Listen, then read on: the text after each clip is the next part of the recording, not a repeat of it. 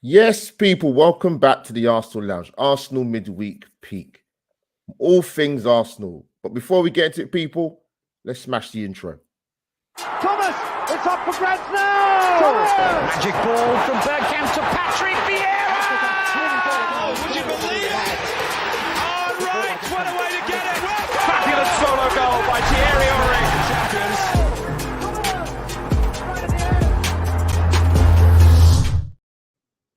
Yes, people, and there you have it. Surround intro into Arsenal Midweek Peek on the Arsenal Lounge with your regular host, AlbertJTV. I have Arsenal family with me, people. Actually, I was saying to Potsy before the live stream, this is the first time we've had a one-on-one. Beautiful, brother. I know it feels quite intimate, Dan, to be honest, man. I'm happy with that, though, man. I'm happy with that. Happy days, man. But people, as you know, Arsenal Loungers, smash the like button and get the Arsenal Lounge boys up to 17k, man. Much deserved. People in the chat already. Quickly there. Fran, of course, Goal Artso. Fantastic artist. Big up, Fran. Yeah, man. And the clothing range is sick, Fran, as you know. But keep up the hard work. But Dan, good to see you back. Hope you had a fantastic holiday. And how you been? Very well, mate. Very well. I picked a good time to go away, brother. I really did, man. I tell you, I've come back on Arsenal and now looking like they've got a chance of winning. But when I left the UK, bruv, they were shocking. My God, I missed. I honestly picked the best time to go away. I said to the guys, would you mind just picking up my channel for me for a couple of weeks? They did, and I'm like, wow, I'm so glad. Lee Judges, bless him, he stepped in for me, and he had to be like ripped apart by the Everton game, the Brentford game, the Man City game. I'm thinking, wow. But I will say this, there's a lot of positives to take. The fact that we're still top, we need to talk about that. We need to talk about our game in hand and the fact that Man City don't look like they can go on this huge run of games at the moment. And I would say that Manchester United at the moment are the ones in form. So it's going to be an interesting last part of the season now, but I can't wait to get into it, bro. Yeah, 100%. I mean, Potsy, I got to go to my first Arsenal away game. So, Villa Park. Where? Everton, Villa. Went to Villa Park, yeah, mate. Bro. Yeah. So someone came through for me, and I mean, I'm going to take the credit that I'm a good luck charm. I'm still with Manchester, even bump into Judges all the way in Birmingham. But yeah, I see a picture of you two. Yeah, Dan, absolute carnage, mate. That third goal, wow. Wow. And then the fourth goal, we tops it off. But yeah, listen, great to meet some of the other gooners who follow up and down the country, and obviously see Judges and a few other people. So yeah, amazing atmosphere. But glad to have gone, man. Potts, let's get into it because I ain't got you for long. You're a busy man. I don't know what you managed to see when you was on holiday or whether you saw any clips at all, whatever the games that we didn't do too well. But, you know, we went through a little bit of a mini blip. 1 point in 9 before Villa. What did you make of sort of those games, like the City, the Brentford, and obviously the main two, and the Everton game, obviously? Yeah, it's mad because I was in the airport watching the Everton first half, and then the second half we were boarding, so I kind of missed what was going on. But I saw the goal. The way that we played, in my opinion, was in the hands of Everton, and I have to give Everton a lot of credit for that. I thought the new manager bounce with Sean Dyche, I think personally that will keep them up. The way that he plays, the tactics that he kind of installed were going to be difficult for Arsenal. And I think that it yet again shows the importance of Thomas Partey and Gabriel Jesus in this side. And I cannot wait for both of them to come back. There's rumours that it's going to be very soon, so I hope that is true. I thought that game, if I'm looking at it back at it now, was probably one of those that you look at, move on from and say fair play. They've put in some tactics that definitely were not going to allow Arsenal to play football. And the set piece was always going to happen. And when it did, I don't think there was many Arsenal fans that could be shocked in the stadium. I don't think many were watching. I think when they left, they would have said, you know what, like Newcastle did, they came with a game plan. They could have taken 3 points. They didn't. Everton, they did. They took 3 points and we move on from that. And I thought that momentum is massively key in football, bruv. It really is. Yeah. And I still go back to this. And people said I was negative at the time when I said it. Why we made so many changes, in my opinion, against Manchester City in the FA Cup was silly. Because the momentum was with us and we had a real good chance there of staying in that competition, for one, which everyone seems okay that we're out of now. And two, keeping the momentum. And then we went into that Everton game a little bit low. There was rumours about Thomas Partey not being in and out. We didn't know what was happening there. And then we see, don't we, that we take another loss. And then we got 2 losses going into the Brentford game. And then when you look at the Brentford game, albeit Lee Mason gets sacked after a ridiculous decision. Yeah. We did deserve to win the game, though, Albert. We didn't deserve to win it, bruv. I didn't believe that Arsenal were the better side in that game. Ivan Toney missed an open goal. They had a few sitters that I felt Brentford missed. I don't look at Arsenal's chances in that game and go, wow, we obliterated them. So, again, our confidence was knocked. We didn't quite look the same. Are we going to Manchester City with Thomas Partey being out, with Jorginho in, who, let's be fair, actually has been okay in the last 2 games for me, Jorginho. I'll judge him over the season, mind you. Not now. He's not an Andrea Pirlo by any means yet, but certainly he has done well and deserves a lot of credit in the last couple of games. And then when we lose to Man City, I don't think there's anybody really shocked. The second half, we were the worst team. First half, I thought we matched them. Second half, they obliterated us going forward. And I think by individual errors, we just allowed them to win the game. Tomiyasu, of course, with one. Gabriel with another. Lucky not to give away a penalty due to an offside by a Haaland. So I think when you make those errors still, we need to watch that. And I think there's definitely been question marks over Mikel Arteta's plan B and lack of plan B. The like-for-like substitutions. You've got to either make plan A better or go to plan B. And we need to see that in certain games. I think that's the next step he needs to take in his managerial career. Certainly against Manchester United at Old Trafford, we saw a little bit of naivety and no plan B. We've seen it in a few games that we've dropped this season, and we've seen it late in our little dip of form over the last few weeks. But then we end on Villa. And I have to say this, mate, I thought we were shocking in the first half. I thought it weren't great. All away. Jorginho's poor there, in my opinion, into that first goal. And Saliba got absolutely done. And for me, hasn't been the same since the World Cup. Really good players still, by the way. Both of them, Gabriel and Saliba. But not quite been the same for me, Saliba, since the World Cup. So I hope he picks up his form. And then, of course, the second half's a completely different story. We are the better side by far, mate. Absolutely destroyed them. If it wasn't for Eddie and Erdegaard missing absolute sitters, it could have been over much earlier than it was. And I'm kind of glad in a way now that it weren't, because the ending was just beautiful, mate. I mean, you were there. Jorginho smacked that ball. I never thought that was going in. And Emi Martinez doesn't do himself any favours. Then he decides to ignore Emery and go up for a corner and allow us to win the game 4-2. So, bro, unbelievable ending. A game we had to win. And I remember, because I was watching it over in the Maldives, it was actually on a real speckly TV because there's no signal whatsoever. And I went to the bar area with my dad and I said, you won't believe what's happened, mate, but Manchester City have dropped points. And we're back to it, mate. We could go 5 points clear with our game in hand, beating Everton, and we're favourites again for the top spot. It's crazy because I come back from holiday and everyone told me, mate, your team needs you. Come back. Arsenal have crumbled. I looked at the league table. I thought, Arsenal have crumbled. I'll tell you what, if that's Arsenal crumbling, I'll take that because we're sitting top of the league by 2 points of a game in hand. Bruv, that's what I've missed, bro. I hope that rounds it up nicely for you. No, you've done it nice. Yeah, with the City game, Dan, obviously I went to that game. And because we was obviously meant to play the game last year and it got rearranged and we knew when the game was coming and we spoke about it for weeks on end after games and it's going to be pivotal, that game. But even after, look, very naive defensively. Wow. I mean, I don't know where to start. And actually, Dan, funny enough, even though good first half, as it was in the FA Cup, as it was in the Premier League game on New Year's Day last year, but you can't beat teams of City's quality just play in just 45 minutes. You can't do it. They're too good a team to put in a good 45 minutes and that be enough. It's not enough, which tells me a little bit that we're a little bit behind City, probably I would say a couple of years in terms of going to actually go and turn them over personally. But even leaving that game down when we lost to Man City, I don't know what Arsenal fans generally felt after losing that game, but yeah, we're deflated. We lost. Big game at the Emirates on a weeknight league title game, but this City side is not the same as last season, the season before, and a few seasons before. They've had a lot going on and off the pitch, and I thought, you know what? The positive coming out of that game, despite we lost, is that we've got a game in hand, and we have got a chance to turn it around. And this league, the way it's been this season, has been crazy with some of the results. Regardless, wherever your team sits in the league table, the results this season have been insane.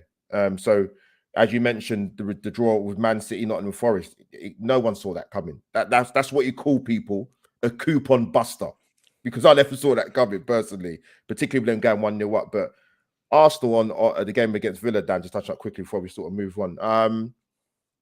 Yeah, that first half was a worry, man. I defy any Arsenal fan to have seen that first 45 and go, you know what? We've got 1 point in 9. We don't look like winning games. Yeah, we have a lot of possession when it comes to when we play teams, but what we do, because we play good football, we play well. But are we able to sort of break teams down? And you mentioned that in terms of you would like to see a bit more of a plan B or maybe a plan C if plan A is not working, because the like for like substitutions but whatever happened in that second half team talk against Villa, I thought they came out in the second half. It was excellent. I thought Ødegaard really stepped up. Jorginho, great composure, always forward thinking. Saka was quality again. And yeah, we get the goal to win the game. And you know what, Dan? I'll be honest, at 2-1 when we at halftime, if someone had offered me a point with a game in hand, I would have took it. With the way we were playing in the previous games in that game, I would have took it. But fortune turned out the way it did, and a massive for me. I look at certain games Arsenal play, and I think, yeah, there's games done that are statement games. But that win on Saturday, that was a massive confidence win.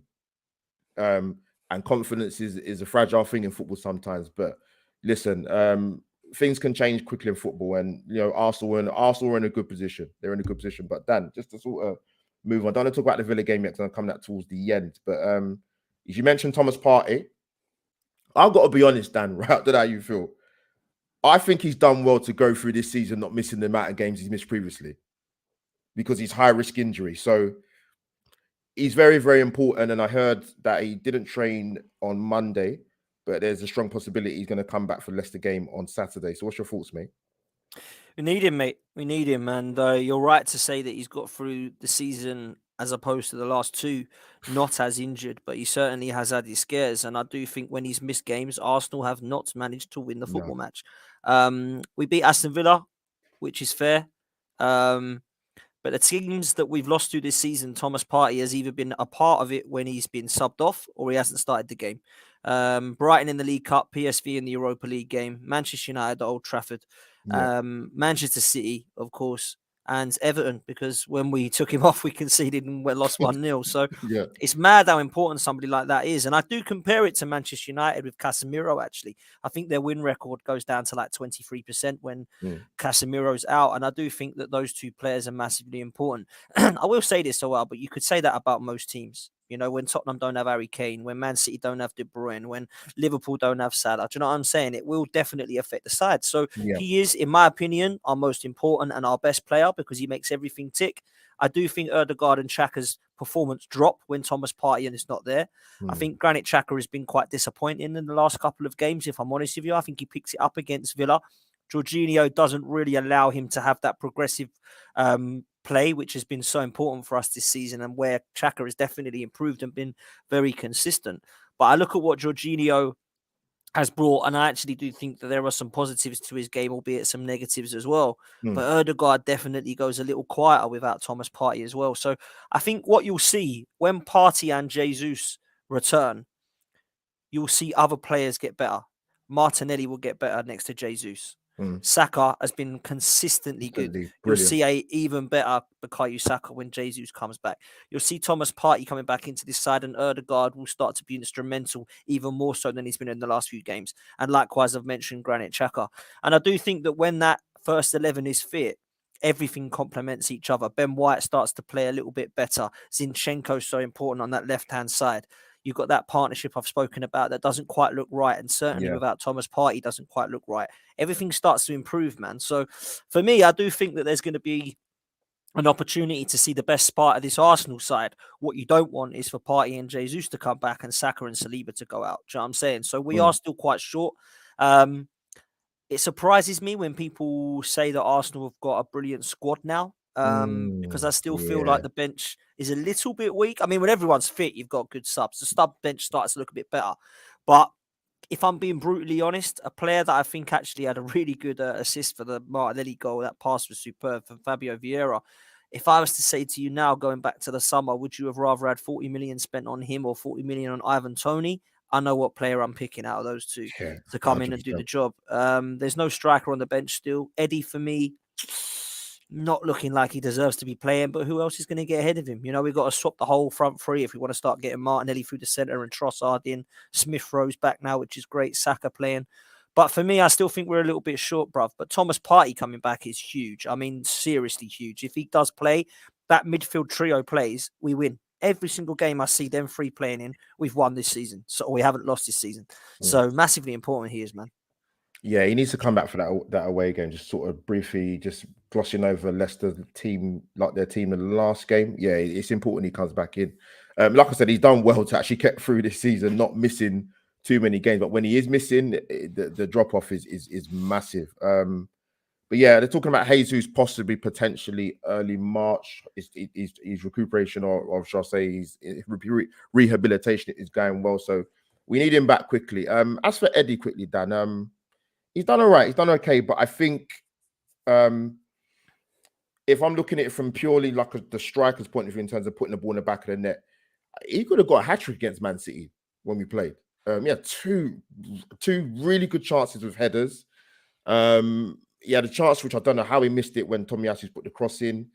He had a golden chance on Saturday. Good first touch, getting across the defender, but the second touch and the way he tried to finish that, you'll hit that probably 1 time out of 10. Martinez is a big goalkeeper, so if you score the goals, you keep people off your back, and the negativity kind of goes away. And I think with him, there is a bit shortcomings in terms of ball retention for me. Watching him closely, you don't have to be a physical powerhouse, but I just think for any striker personally, regardless of your build, you've got to take pressure off your midfield and your team by retaining the ball a little bit better. And to me, he's got shortcomings when he does that. Whether he'll get better, he's 23 now, I think, Eddie. I think. Can you learn that? Of course you can. But yeah, at the moment, I think he's struggling. He's playing a lot of games down. He's not had this run in the team since he's been at Arsenal. And I think after about 60 minutes, you see the shortcomings because he's tired. Yeah, I agree. I agree with what you're saying. I think he deserves his flowers for coming in for Jesus for a few games and banging in the goals that he did around late Christmas, early New Year. But I never believed it to be sustainable. I never thought Eddie Nketiah would continue to score goals. And what frustrates me is that we're starting to see him tire and he's not coming off or being replaced. So he's not going to get any better if we're going to be doing that with him. So I'd like to see Mikel Arteta either bring him on or start him and take him off. I can't be seeing this 90 minutes. When you're missing chances like that, there needs to be I think punishment's a bit harsh, but there needs to be a reaction from it. There needs to be something. You can't just sit there and let's say it will happen. It will happen. I see him miss sitters against City. I see him miss sitters against Villa. And I can think back now and think, wow, you should have scored that one. You should have scored that one against Newcastle. You should have scored this one. So you start to, in hindsight, you start to think maybe he's missed quite a few more chances. And the ones that have gone in have kind of, papered over the cracks for that. But for me, he can be a part of this squad, Eddie, 100%. I think he's proven that. Whether he can be the backup to Jesus long term, I still have my question marks, if I'm honest with you. And some people might think that's harsh. I just think there's better out there that can do the job that he can do. Maybe his name's Florian Balogun. Who knows? Arsenal fans might not like this. Sometimes you do sell your best assets as a football club, and he's done well, and he's put himself in the shop window, and people are sniffing around now, Dan. I don't think no one saw that coming, him doing so well there in for Rems, man. Fantastic. Brilliant. Yes, it's a different league. People don't get carried away, but you can only play what's in front of you. And the reason why he's gone on loan is to get that game experience. So Arsenal have a decision to make. They do have a decision to make. Dan, one quick thing. And then he gets a contract extension. I didn't see that coming. What do you make of that? Because let me give it a context in the sense of, okay, we brought in Jorginho, but we let Sambi go out on loan, knowing we don't have the biggest depth in terms of our central midfield areas. So what do you make of that? There's positives and negatives to this one. The negatives are that we're going to have a midfield four next season of Partey, Xhaka, Lokonga, and El Neni, and Jorginho. Sorry, so that's 5. Yeah. The other negative is that we won't sign anybody in midfield because now we've got El Neni and Jorginho. I'll be very surprised if that's the case, bro. Very surprised if that's the case. I'll be shocked. Yeah. The positives is I don't think he's ever let us down. I think Mohamed El Neni is a player that has been very, very honest in an Arsenal shirt. I don't think he's ever tried to be a Vieira or a Fabregas. He's come out and said, I'm Mohamed El Neni. I'm £7 million as a player, and I'm going to give the club more than £7 million back. And I think he's done that. Mohamed El Neni is a player that I think has probably come into the setup when is needed and been professional. He's never set the world alight. He's never been the player on the pitch. He's never been man of the match to the nth degree. He's always been a very honest, solid 7 out of 10 player. I can think of a few really good performances. One at Old Trafford a couple of seasons ago was one that sticks in my mind. I remember scoring a screamer at the Nou Camp and some bangers from outside the box. So I'll always be quite fond. I always speak quite fondly of players like that. I like his attitude. I like his mentality. Clearly, Mikel Arteta does. He's a player that he played with and realizes is someone that can do a job for us in terms of his experience, leadership, and longest-serving player. So I think when you look at that, I don't think people can be too frustrated. What they can be is frustrated if that is going to be stopping us from getting a Caicedo or a Declan Rice in the summer. Then I can understand the fans' frustration. Yeah, no, 100%. Talking of that, we'll come on to Declan in a minute. But yeah, you know what? We need obviously Thomas Partey and Jesus, and obviously ESR as well. He'd be like a new player coming back because he's obviously hardly featured this season because of injury. So we need these guys back as soon as possible because this Arsenal team is going to run out of juice, or has been run out a little bit of juice in recent games. But we need to top up a little bit, man. Put some petrol in the tank, man. Come on, man. People that watching this now, on whether this be on Facebook or on YouTube, hit the like button straight away, people. We've got Potsy on, man. Come on, my people. Dan, quick one. Tierney, do you think he'll be here next season? Is he still here now? I ain't seen him, man. No, this is a bugbear of mine. I can't lie, Albert. This is a bugbear of mine, and people think I'm crying about it and think that I'm whinging about it. But this is real talk. I think he is a very good player, and I totally understand that he's not as Zinchenko. He's not as good on the ball as Zinchenko. He doesn't play the inverted role as well as Zinchenko. But I want my left back to defend, and that's something he can do. I want my left back to have the mentality and leadership qualities that Kieran Tierney possesses. So I like everything about this player.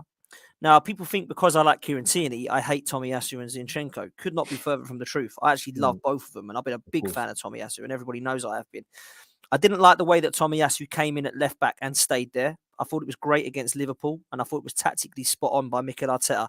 But I don't understand how you can tell Kieran Tierney, this is tactical, don't worry, and then play it for 4 games in a row against Leeds, Southampton, etc. Yeah. I think Kieran Tierney has actually played quite a few minutes in the Arsenal setup, but all of those have been in the Europa League. I think my problem is that we keep him happy, and I'm not sure that we're going to be able to do that. Now, I totally understand why we bought Zinchenko. We needed to give him competition because he was bloody injured all the time. The problem you've got is when he's not injured, he's not going to be playing at the moment. I like everything about both these left backs. I think we've got everything covered, and I want them both to stay. But it wouldn't surprise me if he's in a Newcastle shirt at the summer. Yeah, there's strong rumours of that, and I think there's been whispers for quite a while, to be honest, that he might not be here next season. I personally would be gutted because I love the guy to pieces. Dan, you're right. You talk about variation, and Arsenal fans, and to be honest, in any club, you want strength in depth in areas of your team and squad. You can't just have one designated or one specific player in a. We need to have competition. But whether Tierney, wants to stay or not, that's completely up to him. But if he was to go, I'd be gutted. But I actually wouldn't be surprised, if I'm being honest with you, mate. But I guess time will tell with that one. Now I want to move on to talk about a young man at West Ham currently, Declan Rice. Now, I'm going to be honest, right? I always thought when it was clear that he wasn't going to stay at West Ham, right, or run down his contract, whatever way you want to phrase it, he would always go to Chelsea. That was always my honest opinion. His mates there, Mason Mount, and I just thought he would go there. So when I heard the rumors through whether tabloids or broadsheet newspapers or journalists, whatever you want to believe or not, I was like, really? Not in a negative way, by the way, because I love Declan. I think he's brilliant. But then obviously he's gained a bit more traction. And obviously I think he's in the last 12. Come this summer, he'll be 12 months left on his contract at West Ham. Rumored reports he's on 60k. Arsenal are willing to go up to about 200k a week. 70 million, I think would get it done personally, Dan. Personally. What's your thoughts about the potential incoming of a Declan Rice? So I'm with you. I thought it was going to be Chelsea. Boyhood club, massive friends with Mason Mount. They would have the money. He'd get into their midfield. having looked at Chelsea and Liverpool this season at the downfall, it really doesn't look like a great opportunity right now. Chelsea, for me, will be back one day because they're spending an absolute madness. But I don't like what's happening there in terms of their lack of plan or process. It just seems very, very strange. And it's weird because I was somebody who doubted the process at Arsenal and didn't see how it was going to be 2 years and we'd be winning titles. It's taken 4, but we are in a title challenge. And I didn't want it to take 4 or 5 years, but it's gone around quickly and we're here now. At Chelsea, I don't know that it's going to take that long or that quick. I've no idea. It looks an absolute mess right there. And I don't think Declan Rice would fancy that right now personally, but I might be wrong. I don't know him or I don't have any IT case to know where he's going. But what I will say is Arsenal are going to be in the race for him, but they're not going to be alone. Manchester United will go for him. Manchester United can get him. Qatari owners, more money a week. They can give him 400k if they want to. A centre midfield position next to Casemiro. He would definitely fancy that. If the rumours are right that he wants to stay in London, then of course Arsenal and Chelsea would definitely be 2 clubs that I think he'll go with. And I'm going to stop at those 3 clubs. I don't think Liverpool and City are options for him. And I'll tell you why. I think Liverpool would be perfect for him. I really do. I think that is him and Bellingham would sort Liverpool out. They'd be back. That's how crazy this Liverpool side is right now. It's so bad. All it needs is 3 players, a partner for Kouyate and a holding midfielder like Declan Rice and a creative midfielder like Jude Bellingham. That would be amazing for them, right? A lot of money, by the way, if they've got that. A hell of a lot of money. So exactly. So that's why I don't think it will happen at Liverpool. Manchester City, he'd go there and he'd probably play alongside De Bruyne and Rodri, but he's not going to actually be in that Rodri position because Rodri's not going to get dropped. No. I also not so sure that Pep wants him. I think he wants Jude Bellingham. From what I'm being told, it's between Liverpool and City that want Bellingham, not Rice. So I do think that Arsenal are probably favourites for this. Now, he also looks at this position. At Partey and Xhaka in their 30s, Arsenal surrounded by young players, talent that he knows like Saka, Ben White, Smith Rowe, Eddie Nketiah, players he knows from the youth set up at England. He's grown up with those kids. He knows what they're like, and some of them at the World Cup as well. I think this is an opportunity that he really sees as realistic. He wants to stay in London from what we hear. Arteta clearly likes him. When the reports come out, I laughed, if I'm honest. I laughed. I didn't think it was going to happen. I really didn't. I thought it was an unrealistic signing for the fact that he's been twerking for Chelsea for 4 years and he was going to be 150 million. Now I'm hearing that it could be a lot lower than that and nearly half that money. And he does fancy Arsenal. I think this would be an unbelievably good signing, mate. And I do think we should go for both him and Caicedo in the summer and freshen up our midfield. Because if you add Partey, Xhaka and El Neni to Declan Rice and Caicedo, you've got a serious midfield there, mate. Serious midfield. And we're not worried when Partey goes down. We're not worried when Xhaka goes down. We're not worried by any of that now because Caicedo and Rice probably, let's be fair, compete for those places right now. So for me, it would be an unbelievably good signing. I think we're going to have to get close to 100 million. It'll be like a Jack Grealish one for me. But if West Ham go down, then hopefully we can get him for about 50. So we'll see what happens, bro. But no, I don't see him going down, by the way. Lawless is probably messaging me right now. Mate, trust me, he's been messaging me for time about this deal. Oh, he's not going to pick Arsenal. Why would he? Why would he? Why would he not? Why would he not? Why would you not look at this project, Albert? Seriously. I'll say that to Lawless and go, listen, why would you not look at that project and go, I'm 24 years old. I've got a position there in Granit Xhaka and Partey that ain't getting any younger. This is a very, very good future at Arsenal right now with a lot of players that are between the ages of 20 and 25. And I'm more than happy to join that. I honestly believe you'd think that. I really do. Now, let me come back with that because this happens a lot of Arsenal fans. I notice this a lot. So when we were going through our doldrum years and players that were going to the other rival clubs and why are Arsenal not competing? Why are Arsenal not looking at these players? And I'm going to keep it to English players within the league, whatever. When we do get linked with certain players, Arsenal fans start questioning it. And I don't understand it. Ben White's a good example. Declan Rice is a perfect example. I've seen people mention it. He's overrated. And I say to people, look, if you not just Premier League, but if you watch Declan Rice for England, I say to people, I encourage people, Potsy, go back and watch that quarterfinal game with England and France and go and watch Declan Rice's performance and then come back and tell me that he's overrated. Yeah, I'm with you. I'm totally with you, and I don't understand why fans would. Maybe it's because he's at West Ham. I don't know, but Possibly. it for me is a strange one. He could come to Arsenal and not be that great, but I do know that he's got talent. Yeah. Let's be real. He might come and might take a bit of time to settle in, but I really don't think that we can look at that and say we've got a poor signing in our hands here. Even if he comes and takes a bit of time, he's Premier League proven. It's a big jump from West Ham to Arsenal. I'll give you that. Yeah. But people will say just go and get Caicedo and somebody in the chat saying Zubimendi. I'd rather take Yeah. Caicedo and Rice than Zubimendi. Do you know why? Yeah. Because they're both Premier League proven and they're doing it.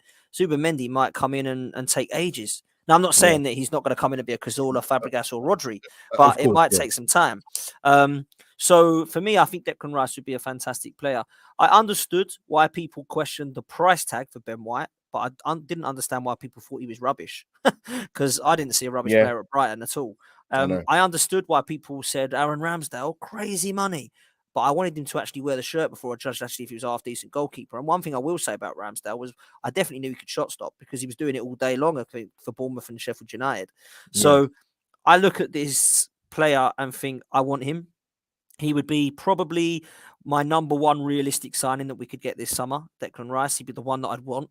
I'd want him ahead of Caicedo. I want both, Yeah. by the way. But I want him ahead of Caicedo because I do think Caicedo's got a massive ceiling, but I think Declan Rice still at 24 has too. And like you say, I've seen him for England, I've seen him for West Ham, and I've been very, very impressed. So it's a player we need, a player I want, and I hope we go and get it done in the summer, man. I really do. It'd be amazing. Yeah, that's the thing. Like, I'm quite big on buying players within the league. I mean, Zinchenko who played in this league, Jesus, Ramsdale's been involved with sort of English football. And Arsenal, I saw a stat down. I can't remember off the top of my head. I think it was under Arteta in 3 years. I think we've bought as many English players as we within the Premier League within the last 11 years. And it's no coincidence that buying within the league has probably been a contributing factor to why Arsenal done well this season. So yeah, that when I saw that stat, I thought, that's quite an amazing stat actually. But listen, I think it is important to buy players within the league. I'm not saying players can't come from other European leagues and come to the Premier League and do it, but a little bit more time to adjust. Listen, we've had some fantastic players in Arsenal over the years who have come to the league and struggled, i.e. Pires, Dennis Bergkamp, and they turned out pretty all right. So that's what I say to people watching this back or in the chat. But yeah, Potsy, one more thing. So no, great to get your thoughts on that, man. So yeah, Leicester on Saturday. We're back to the Midlands again for Arsenal. We've got to go there again. We've got Forest at some point of the season. I think it's second last game of the season. But what's your thoughts? I'm looking at the mini form guide, and it's quite similar. Arsenal 3 wins, 2 defeats, 1 draw. Leicester 2 wins, 3 defeats, 1 draw. They had a rotten time before the World Cup, Leicester, to be fair. Picks it up a bit after the World Cup. A couple results here and there, a bit sketchy, but what's your sort of thoughts going into that game off the back of a confidence win against Aston Villa? Worried, mate. Not an easy game, this one. And I was flying home on the day they played Man United, so I only watched the highlights. And I assumed they got battered because I saw the scoreline. And, mate, they could have been 3 or 4-0 up in the first half against Manchester United. Yeah. If they had their shooting boots on, I think they would have been comfortably winning this game. It's crazy. And it's all to do with one player, mate. He's been out and he's now back, and James Maddison is back, and he is absolutely flying, mate. Oh, you hate Erdegaard, you prefer Maddison. No, keep crying, people. I've heard this one before, yeah. Keep crying, people. Keep crying, people. Just let me rate a player that ain't an Arsenal one without getting too excited. I really like Maddison, always have. And I would love to see him in an Arsenal shirt. I really would. I think he'd be unbelievable for Arsenal. He's a brilliant player. Another one with injury problems, to be fair. But when he's back, oh my God, he absolutely kills it. And he's a massive, massive reason as to why Leicester are doing well again. You know, I speak to Leicester fans on my channel, as you know, because of the all football content on my channel, and they say that he's just ridiculously good, Dan. Like we know he's leaving, we know he's going, and we're all gutted. It's probably going to be Newcastle. He's absolutely superb. And I agree. You know, I look at what he's done this season when he has been fit. He's up there, one of the best creative midfielders in the league, and he's been injured for a lot of it. So what's a player? Going to be dangerous. But I fancy us to put in a performance that can allow us to get the 3 points. But I do think it's going to be tough, man. I really do. And, you know, Tete's come into the mix and looks Cool. like a good player. It's good, man. It's And good. you got Iniacho up top, which, you know, instead of Vardy, one between them, they know where the goal is. Tielemans, I don't know if he's in. I thought he was out at the weekend, but I might have got that wrong. But he's a player that Arsenal have looked at for a long time now. So they've got great players, Leicester. But we can get their defence, mate. You know, I think that Shooter, is it Shooter? Harris is, yeah, they got him from Who's Suter? Yeah, Suter, Australian defender. So between him and FaZe, I think they've got defensive ability, but it's not looking like they've gelled yet. They're still quite a new partnership. I think we can get at that. And their goalkeeper sucks, mate. Like, he is so bad. They've got Warding goal, yeah. He is so bad. So we should be able to create chances and we should be able to bury some. But whether we're going to keep a clean sheet away from home, which, to be fair, is something we haven't been able to do in of late, is another story. So I'm really hoping. Good. Someone, Holodonkey Barnes is good. I love Harvey Barnes. Yeah, another good player player. I really Very rate. good player. So they got a good side, Leicester. Their people thought they were going down. They're not going down, man. They were never going down. You just had to give them time to get their players back, and all of a sudden, look, they're back up to 15th or whatever with no time. So they'll keep going. They'll be flirting with the top half if they keep this squad fit, and it'll be tricky on the weekend, man. It will. Yeah, well, Leicester at the moment are in 14th. Like I said, we've more or less got Arsenal and Leicester got similar form guides in the last 6 games. But no, Dan, you're right. They've got some good players. Like I said, looking at their team for the last game: Ward in goal, Castagnier, Suter, Waltface, Christensen, the left back, good player. And Dewsbury Hall's had a good season at Leicester, to be Good fair. player. Mendy. Tete looks rapid, so Arsenal with defence are going to be on job. Zinchenko particularly. Obviously, Maddison, Barnes, Iniacho. Yeah, Leicester will be comfortable, man. They'll be all right. They'll be okay. They've only 4 points clear at the moment, but I can't see them getting dragged into it because I think the team's worse than them. But if I was to be pushed on it, Dan, oh dear, I think we could sneak it. The clean sheets have dried up. You're right. In terms of our home form, we've only got 2 clean sheets at home, which is like, wow. I didn't realize it was that low, but it is. But away from home, our record's actually pretty decent, to be fair. Excuse me. If we got a point, would that be the end of the world? No, but it would be 2 points dropped. It wouldn't be 1 gained. And again, we're looking at what Man City do if we do that, and Man United, to be fair, because if we start dropping points in United and City can start to win, then we are going to be properly looking over our shoulders at 2 teams, not just 1. Win our game in hand, I think we're 8 points clear of United. So we need to make sure that stays at 8 points and it doesn't drop down to 5, 4, 3 or 2. I'll go 3-1 Arsenal. I'll go 3-1 Arsenal. I don't fancy a clean sheet, but I do fancy a 3 points. And I believe that Villa result has been a huge lift to that dressing room. I saw it at the end. You were there. The hunger that to try and win this title, the togetherness, the connect between the fan base, the manager, the players, it's all there. The club is back to where we want it to be at the moment, and that's on top of the table. So how long may it continue, man? I'm going 3 points. Yeah, 100%. And it's in when it's in your hands, you've got no one else to blame but yourselves, man. Arsenal in a remarkable position, man. Listen, Arsenal fans, let's have it right. It's been a long time since we've really put together and consolidated a title run.